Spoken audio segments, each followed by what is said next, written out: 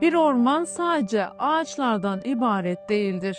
O binlerce canlının evidir, havadır, sudur, yaşamdır, senin nefesindir. Ve şimdi her yıl olduğu gibi yine yanıyor Türkiye. 2024 ve 2025 yazında Muğla, Antalya, Mersin, Hatay, Çanakkale, Balıkesir, Aydın, İzmir, Manisa, Bursa, Adana, Osmaniye, Kahramanmaraş, binlerce hektar orman küle döndü.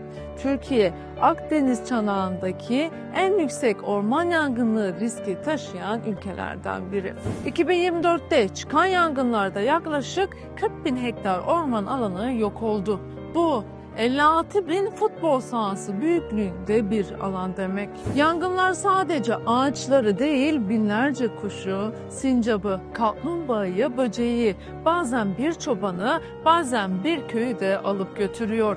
Bu yangınların büyük kısmı insan kaynaklı, atılan bir izmarit, kırık bir cam şişe, piknikte söndürülmemiş bir ateş, hatta düğünlerde kullanılan havai fişekler. İklim değişikliğiyle birlikte ormanlar daha kuru, daha savunmasız ve bu koşullarda en ufak kıvılcım bile felakete dönüşüyor. Peki biz ne yapabiliriz? Ormanlık alanlarda ateş yakma, piknik sonrası çöplerini topla, cam ve plastik bırakma, şüpheli duman ya da ateş gördüğünde 112'yi ara, sosyal medyada paylaşarak farkındalık oluştur, gönüllü ol, destek ol, konuş, öğret. Unutma, ormanları korumak sadece bir görev değil, bir vicdan meselesidir. Çünkü bu dünyada yalnız değiliz ve her nefes doğanın bize sessizce teşekkürüdür.